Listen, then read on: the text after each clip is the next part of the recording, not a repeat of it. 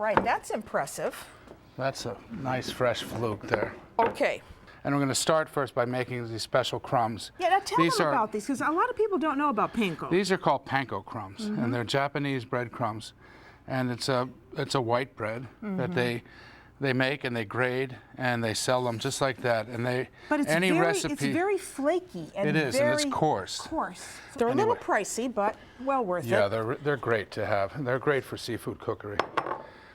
Panko crumbs, almonds that are sliced, and then sliced almonds then coarsely chopped. Okay. Parmesan cheese grated. Now, you know, this is surprising because in Italian fish cookery, you would never mix cheese and seafood. Well, this is the Italian version. We're here. We live here. Okay, this is the Italian-American version, but that's just a little sideline for you. Black pepper. Black pepper. And only a little salt because the cheese is going to Right, you've got a lot of salt in the cheese. Salty. So we mix this mixture up. And you can see how pretty it is, and it has great, really nice flavors.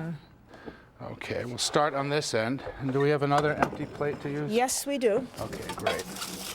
Here you go. And because the crumbs are seasoned, I'm not going to season the fish. Okay. So, one thing about breading, first the flour, and then dust it off and drop it in.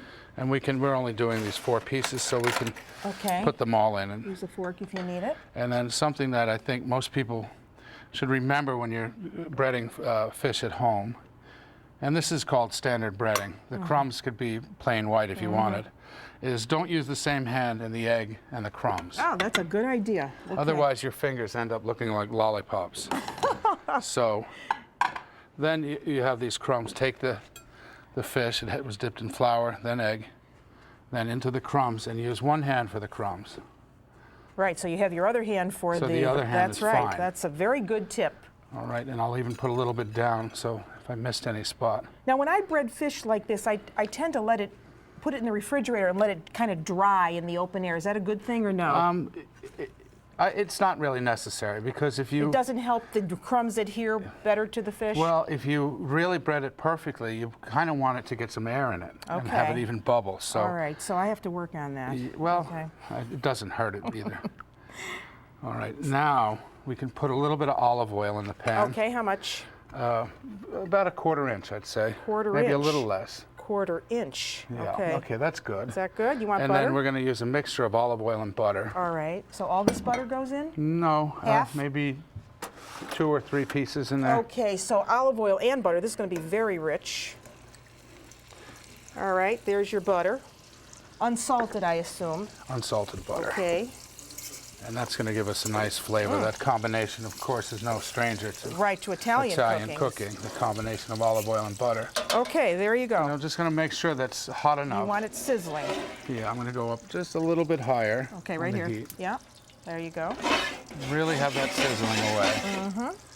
And the idea is, if you get it too hot and brown the fish too quickly, it won't cook through. Okay. So I just want to make sure, though, that the pan is hot enough that when I put it in, it doesn't soak up the grease, that it creates a crust right away. Right away, seals and so it. you can pan fry in fat without having the fish being overly fatty. Okay, let me get you a good fish turner because I know you're going to need it. And I can see that little bit of butter just starting to brown, so the color is just right. So, and you hear the sizzling. This is why you're the master of fish cookery, because all these little tips are really important. And then once I know the pan is right, I'm just going to go back down just a hair. Okay. 3. And then we have this last piece here. All right, there's your fish turner. And again, to have this, give it a little shake to make sure that nothing's sticking, and nothing is sticking. And that's not going to take very long to cook at all, is it? About 2 to 3 minutes on each side. Okay, here's a towel. Thank you. For your hands. Good. And now, could you do it with some other kind of fish? Yeah, as long as the fillets are thin. Okay, they smell like it's time to turn them. Yeah, it's wonderful. You know, and part also, of cooking is also in the smell. It is. You can smell it, and also if you look on the edges, it's starting to brown. Right. And a little trick when you're cooking fish in a pan, or anything for that matter, when you go to flip them, always flip it away from you. Oh. And that way when it splashes, the grease will splash that way. Oh, believe me, I've sent And many you shirts to the laundry having splashed myself. And you won't get burnt. And look how, yeah, look at how beautiful those beautiful look. and golden brown that is. Perfectly golden brown, gorgeous. Okay. And we just have the one more piece. This, by the way, is a wonderful little gadget you have here for turning the fish. Oh, good. Now, would you serve this with a sauce? No, because it has flavor from the cheese and the almonds, and I want to really feature the fish. So I'm going to keep it very simple. And what I would serve it with is just a light salad. I made a little tomato salad over here. Okay. When we plate it, we'll put that on the edge. Oh, just a little tomato with basil and you could olive have oil. a simple green salad on the side. Okay. And just lemon wedges with it. All right, let me get a plate out for you because you want to plate that. Show us how you would serve it. But I like the idea of the almonds because that gives a really interesting texture with those panko crumbs. Beautiful. It does, and as you eat it, you'll get the little crunches. And, you know, the fish is soft, so it's nice to have the little bites, the little crunchy bits. And a lot of people are afraid to cook fish because they think they're going to undercook it or overcook it. So what's your tip for something like this? Well, the medium heat is important on this, and I'll even pull it away so you can see. Yeah. I'm not killing it with heat, because if I color it too quickly, the fish will end up being too rare. Yeah. And these are, you know, flounder and ground fish. You don't want to undercook them. You want to cook them all the way through. You don't want to overcook them either. Pan frying is a great way to do fish at home because it's really hard to overcook it in a pan. You know, you would really burn it before you would overcook it. And so I think it's a wonderful way to do it at home. Oh, they smell wonderful. Yeah. Okay, are we ready yet? All right. Put them sideways on a little angle.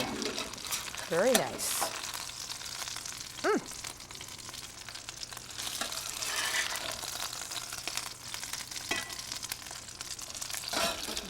Turn this off now. Okay, Now, we have that. beautiful. Okay, now show us what else you're going to do to that. I've got these little bits of tomato.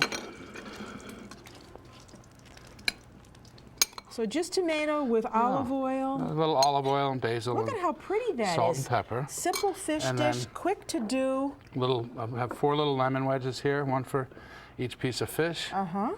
A little bit of Italian parsley. Parsley. And that's it. Simple, And that's delicious. it. Yeah.